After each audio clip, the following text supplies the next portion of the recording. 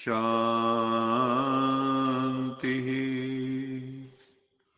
सत्यम शिवम सुंदरम सच्चित आनंद स्वरूप सत श्री अकाल मूरत परम पिता परमात्मा की परम प्रिय संतान, मेरे प्रिय आत्मन प्यारे भाइयों तथा बहनों, आज की मुरली मंथन प्रस्तुत करते हैं। आज बाबा ने कहा कि सबसे जो डिफिकल्ट काम है वो है सोल कॉन्शियस बनना। हर समय ये बोध जागृत रहे कि I am soul, I am not body. मैं चैतन्य ज्योतिर्मय ज्योति बिंदु स्वरूप आत्मा हूँ। मैं भौतिक शरीर नहीं हूँ, मैं हड्डी मांस का शरीर नहीं हूँ। बाबा कहते हैं तुम बच्चों को जन्म जन्म से अभ्यास है खुद को देह समझने का। देह के नाम रूप से तुम बच्चे पूर्णतया अटैच्ड हो गए हो। जैसे कच्चा नारियल होता है तो वो चिपका हुआ होता है, जैसे पक जाता है तो वो अलग हो जाता है। ऐसे ही जैसे हम साधना करते हैं तो आत्मा और शरीर का अलग बोध होने लगता है। नहीं तो हम बिल्कुल विस्मृत हैं, हमें याद ही नहीं कि हम आत्मा हैं। हम अपने को देह समझते हैं, उसी नाम रूप को हम याद रखते हैं, क्योंकि हम देह के नाम रूप से पूरी तरह से अटैच हो चुके हैं। इसलिए देह के अंदर जो है गहरा मोह व्याप्त हो गया। इस मोह से मुक्ति के लिए निज स्वरूप में जागरण अति आवश्यक। जब आत्मा अपने स्वरूप में जागृत हो जाती है तो देह का मोह धीरे धीरे कम होने लगता है। लेकिन आत्म अभिमानी बनने में मेहनत बहुत। सोल कॉन्शियस बनने से डियरेस्ट जो शिव बाबा है, परम पिता परमात्मा, हमारा फादर टीचर सतगुरु, उसकी बहुत याद फिर सहज आने लगती है। हर समय उसकी याद बनी रहती है और खुशी का पारा चढ़ जाता है। एक अजब किस्म की खुमारी चढ़ जाती है। इसके विपरीत देह अभिमान में आने से माया का अटैक हो जाता है, 5 विकारों का अटैक। खुद को देह समझेंगे तो स्त्री पुरुष का भान पैदा हो जाएगा, फिर विकारों का बोलबाला हो जाएगा। बाबा ने यह भी कहा कि माया रुस्तम से रुस्तम होकर लड़ती है। जितने आप बलवान बनते हैं उतने माया भी बलवान बन जाती है। जैसे हनुमान के सामने माया सुरसा बन के आती है, ऋषि मुनियों के सामने रामायण काल में दिखाते हैं कि ताड़का बन के आती है, श्री कृष्ण के सामने पूतना बन के आती है। ये सारा सिंबॉलिक कि माया जितनी पावरफुल सोल है उसके सामने वैसे ही माया भी प्रबल बन के आती है। बाबा कहते हैं मोह माया के तूफान बहुत आएंगे, लेकिन तुम्हें इन तूफानों से डरना नहीं है। एक बात पे विशेष ध्यान रखना है कि मेरी कर्म इंद्रियों द्वारा कोई भी उल्टा कर्म पाप कर्म ना हो। सारा दिन यही देखना है कि मेरी जितनी ज्ञान इंद्रियां कर्म इंद्रियां हैं, इनके द्वारा कोई उल्टा कर्म तो नहीं होता है। यदि आत्म अभिमानी बनकर शिव बाबा को याद करेंगे तो कोई पाप कर्म नहीं होगा और निरंतर रूहानी खुशी बनी रहेगी। हर समय एक खुशी का माहौल भीतर बना रहेगा। फिर बाबा ने कहा तुम बच्चों को प्रतिदिन जो ज्ञान मुरली है वो बहुत श्रद्धा भावना से सुननी, उस पर विचार सागर मंथन करके पॉइंट रूपी मक्खन निकालना चाहिए तथा वो पॉइंट्स खुद में भी धारण करने हैं और दूसरों को भी सुनाने चाहिए, समझाने चाहिए, ताकि वो भी अपने जीवन में उस सत्यता को आत्मसात कर सके। बाबा ने यह भी कहा तुम बच्चों को निडर भी बनना है, फियरलेस बनना है। डरपोक नहीं बनना है, कोई छोटी सी परिस्थिति आए तो रोने नहीं लग जाना है, धैर्यवान बनना है, फियरलेस बनना है, माया को चैलेंज करने वाले बनना है। आगे बाबा ने कहा कि भक्त लोग सोमनाथ, बद्रीनाथ, विश्वनाथ आदि तीर्थ स्थानों पर तीर्थ यात्रा करने कई स्थानों पर पैदल भी जाते हैं। तीर्थ स्थान तो है यादगार स्थान।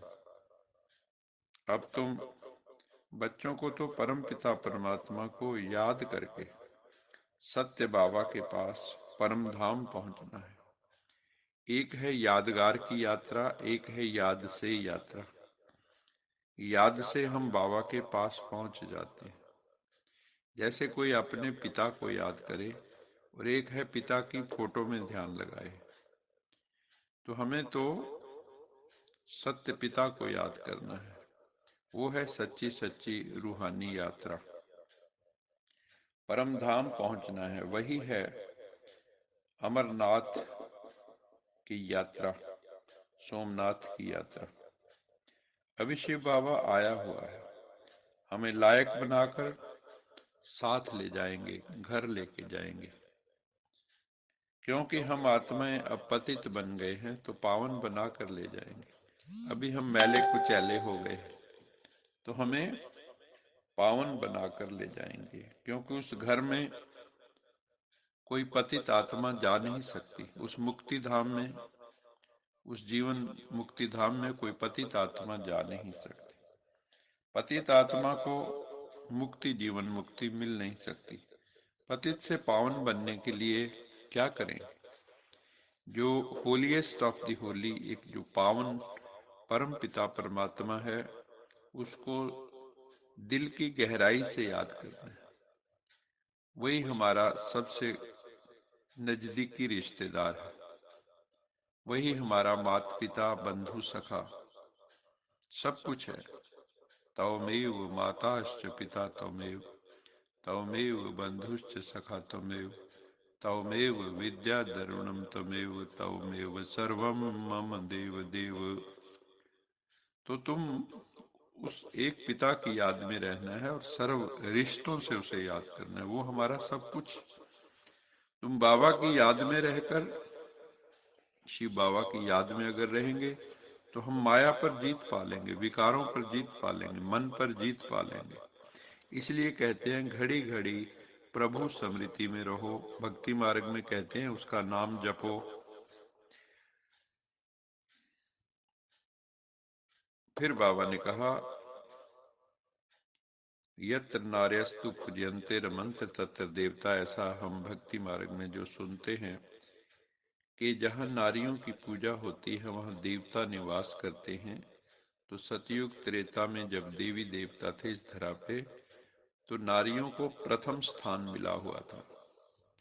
नारियों का बड़ा सम्मान था प्राचीन काल में भी, भक्ति मार्ग में भी। प्रारंभ में वेद शास्त्र के जानने वालों में गार्गी, मैत्रेयी आदि का नाम प्रसिद्ध है। भारत में स्वयंवर प्रथा होती थी, कालांतर में नारी की गरिमा खत्म हो गई, पुरुष प्रधान समाज बन गया। ऐसा भी समय आया कि उसको पैर की जूती समझने लगे। सतयुग त्रेता में नारी की बहुत महिमा थी। पहले लक्ष्मी, फिर नारायण, पहले सीता, फिर राम, पहले राधे, फिर कृष्ण, पहले गौरी, फिर शंकर। कोई भी यज्ञ पत्नी के बिना पूर्ण नहीं होता था। दुर्गा, अम्बे, काली आदि के रूप में भी देवियों की बहुत पूजा होती है, जागरण होता है, हम सब जानते हैं। भारत में कंजकें बिठाते हैं नवरात्रों में। नारी का बहुत सम्मान था, लेकिन उसी नारी को आजकल भ्रूण हत्या हो जाती है।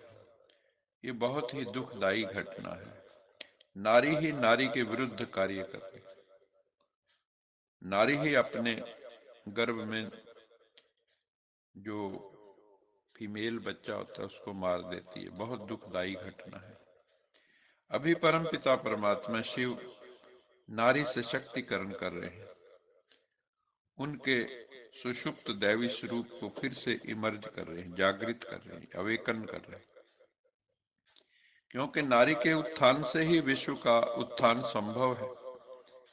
कहते हैं कि अगर एक मेल सुधरता है तो वही सुधरता है, लेकिन एक नारी सुधरती है तो सारा परिवार सुधर जाता है। जिस समाज में नारी का पतन हो जाए वो समाज नष्ट भ्रष्ट हो जाता है। अभी परम पिता परमात्मा आए हैं भ्रष्टाचारी से श्रेष्ठाचारी बनाने के लिए, मलिन आत्मा को स्वच्छ बनाने के लिए। इस संगम युग में आत्मा परमात्मा का मेला लगा हुआ है, मिलन हो रहा है।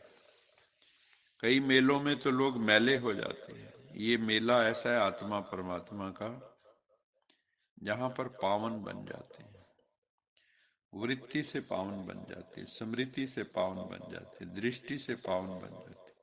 ये मेला है ही स्वच्छ बनने का, पावन बनने का।